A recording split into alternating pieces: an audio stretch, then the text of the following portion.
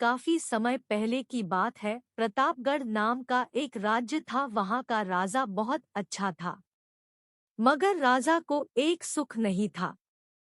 वह यह कि उसके कोई भी संतान नहीं थी, और वह चाहता था कि अब वह राज्य के अंदर किसी योग्य बच्चे को गोद ले, ताकि वह उसका उत्तराधिकारी बन सके और आगे की बागडोर को सुचारू रूप से चला सके।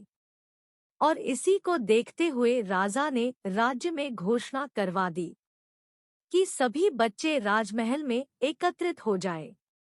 ऐसा ही हुआ।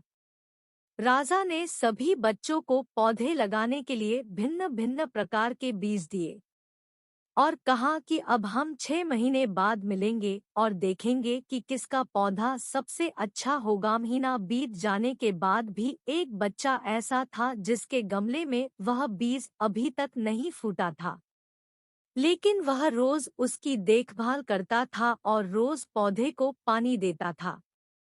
देखते ही देखते 3 महीने बीत गए। बच्चा परेशान हो गया। तभी उसकी माँ ने कहा कि बेटा धैर्य रखो, कुछ बीजों को फलने में ज्यादा वक्त लगता है। और वह पौधे को सींचता रहा। 6 महीने हो गए। राजा के पास जाने का समय आ चुका था, लेकिन वह डर हुआ था कि सभी बच्चों के गमलों में तो पौधे होंगे और उसका गमला खाली होगा। लेकिन वह बच्चा ईमानदार था और सारे बच्चे राजमहल में आ चुके थे। कुछ बच्चे जोश से भरे हुए थे, क्योंकि उनके अंदर राज्य का उत्तराधिकारी बनने की प्रबल लालसा थी। अब राजा ने आदेश दिया, सभी बच्चे अपने अपने गमले दिखाने लगे। मगर एक बच्चा सहमा हुआ था, क्योंकि उसका गमला खाली था। तभी राजा की नजर उस गमले पर गई। उसने पूछा, तुम्हारा गमला तो खाली है। तो उसने कहा, लेकिन मैंने इस गमले की 6 महीने तक देखभाल की है। राजा उसकी ईमानदारी से खुश था कि उसका गमला खाली है, फिर भी वह हिम्मत करके यहाँ आ तो गया।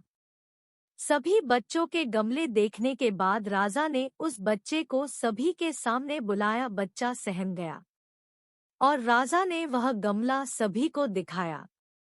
सभी बच्चे जोर से हंसने लगे। राजा ने कहा, शांत हो जाइए, इतने खुश मत होइए।